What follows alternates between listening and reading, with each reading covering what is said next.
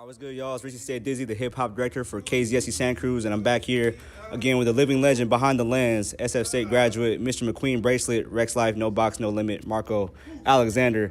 How you doing today, Marco? I'm great, man. I'm great. How about yourself? How you doing? I'm good, bro. I'm glad I'm hanging out with you again. Come on, man. I met you through what? Through Sandy, I think. Yeah, we met through Sandy, and we just been connected ever since. So it's been cool. You good people, man. So it's cool to stay connected with people like you. Hell yeah, bro. So you just hopped on this leg of the tour, I believe. I know you've just been like in and out, Pilo, East Coast, you name it. How's the tour so far from the lens perspective?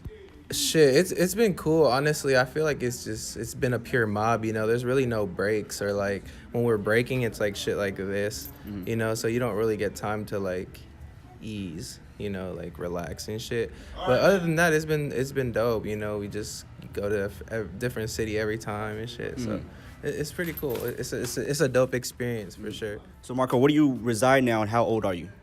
I live in Daly City currently, and I'm about to be 25 on the 28th. So my birthday is a few days away from that dinosaur over Happy there. early birthday. Yeah, so we about to be in San Diego celebrating mines.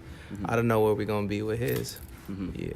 So Marco, the Hipster Girls video with my high school friend Brianna Lewis, when I first heard of you via Tumblr and when social media started to go faster, as well as what Sandy and the whole No Platform squad told me, the UVL Cypher, Chippas, Mike Dashy, and Damie. At what point did you realize you were going to pick up a camera? Shit, that's insane. Honestly, the fucking Hipster Girls video is crazy.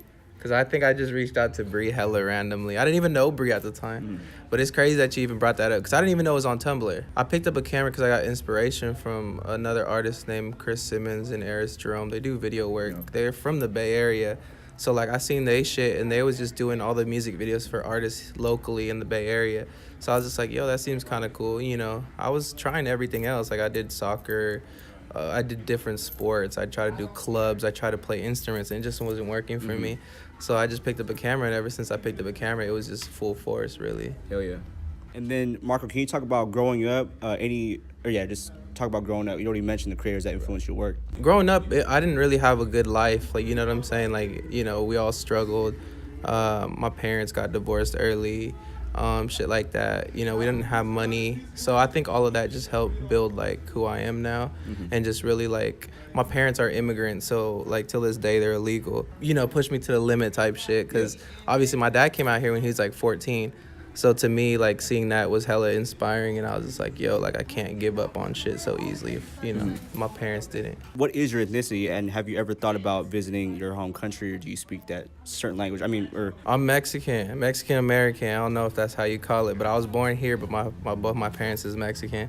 I've been to Mexico once, but I was like 5 years old, and I haven't been ever since. Every time I try to go, my parents just be saying, my mom specifically be tripping and saying, like, oh, it's too ugly out there, the cartels and shit. Yeah. But I don't know. I plan to go soon, hopefully. Marco, what camera do you use? Pictures versus videos? And you said you're doing more pictures lately, but... Yeah. Different cameras. I have a Canon 6D strictly for photos. And then I have a Sony a7S II for video only. And then the lenses I use for my Sony is a Tamron 28-75 2.8.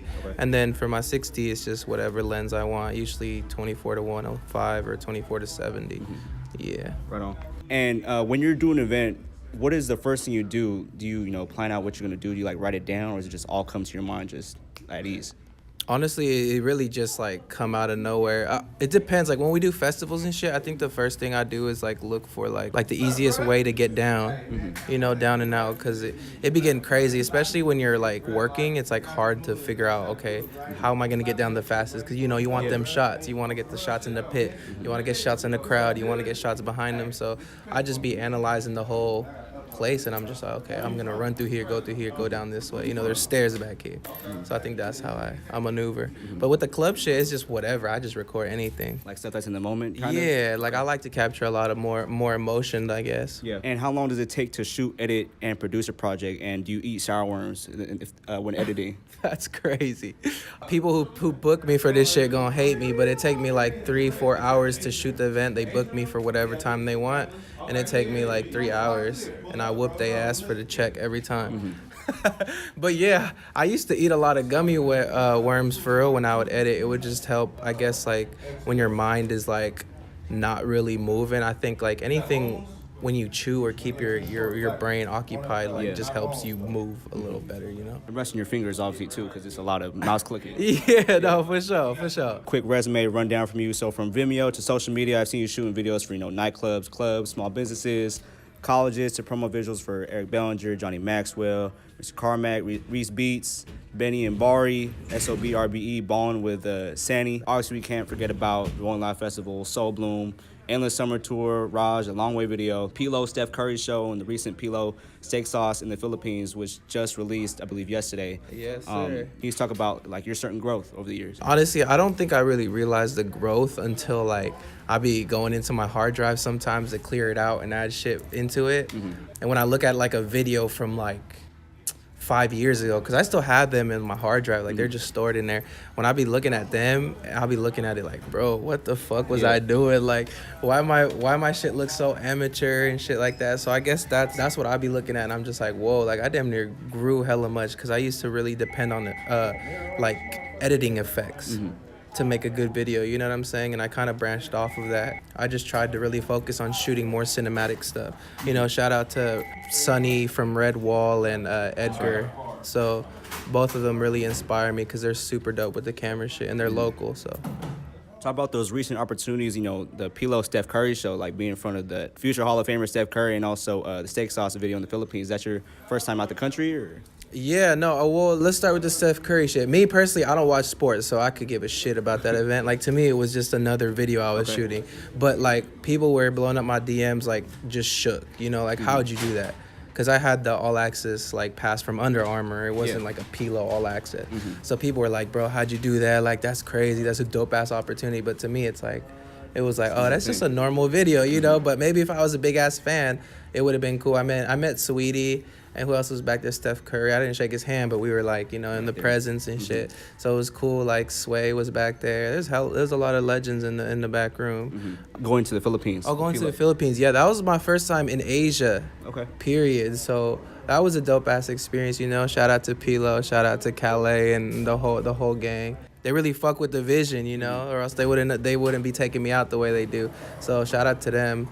But yeah, it was my first time. It was a cool experience. First time really seeing like poverty. Yeah. Like being in a third world country. So I think that really like opened up my eyes and was like, I got to come home and appreciate like little shit we have, like clean water. Definitely. Toilet. Like shit like that they don't have. And that shit is crazy to me. It's an eye opener. And Marco, your grind has been impeccable. We talked about it a little bit about the Red Bull opportunity, but can you expand more on that? I don't think people really know how easy it was for that to happen. Be working with Pilo a lot. So he's getting all these like super dope looks from like, the Niners to like one day Calais just called me. He's like, yo, like, are you down to shoot this documentary for Red Bull? I was like, what the fuck? Like, Red Bull? I never shot a documentary before, blah, blah, blah. And I was like, yeah, bro, tap me in. So then it was that easy. It was an alley-oop. It was one email away. And he's like, bro, let's do it. And after that, I finished the video. I turned it in. It was my first time ever doing the, like, documentary narrative. Yeah. And I gave it to Red Bull, and they fuck with it. And they contracted me again. Yeah. So that's just super tight, and we just hopefully I get to like physically be rocking with Red Bull like consistently. And you're pretty consistent in California as well as certain time in New York. Can you talk about reaching both Billboard status in California and getting New York Times Square Billboard screen time? Man, I think having a billboard in the Bay Area, I think I had 5 billboards in the Bay Area. There's one right on Irving Street. There was another one somewhere downtown, I think. There was one in Berkeley, another in Oakland. I think that was about it. I don't remember too much. But yeah, no, that shit was fire. Cause like for a photographer, I feel like that's everybody's dream. Huge. The New York thing, it was like spontaneous too, because it was like a model thing. And a lot of people don't know, because I didn't really post that. It was a small ass, like, Times Square has hella monitors, so it was like on a little monitor. Okay. Yeah, but it was cool. You're on the road so much, and you work 25/8. How do you practice self-care? Like, have you had any injuries on your hands, and you bought yourself a grill and all that other stuff? Like, how do you practice self-care, taking care of yourself? I haven't had any injuries, like, thank God, but like I don't know if I really practice self-care. I think self-care really happens like when you're sleeping. For me, at least. Yeah. You know, or sometimes like taking a day off or hanging out with my family or with my girl. You know, I think that's what really is my self-care. Because when I'm on the road, it's just work. You want to shoot more videos. I believe you mentioned my high school teammate Lil Pete. Juice WRLD is deadass your favorite artist, and you met 2 Chainz, the Raj and Pharrell collab. Which musician do you wish to work with? Trippie Redd. That's one of my favorite artists. Trippie Redd, Juice WRLD. I fuck with them heavy. I would or Lil Uzi personally. All right, everyone, make sure to follow Marco on social media. You'll see more of Marco's identity because he's pretty tucked off. So make sure to follow Marco Alexander. That's _MARCO ALEXANDER. Marco, thank you so much for this opportunity. Yeah. Thank you, man. I appreciate you always. All right, we out. Thank you, bro. It's all good, bro.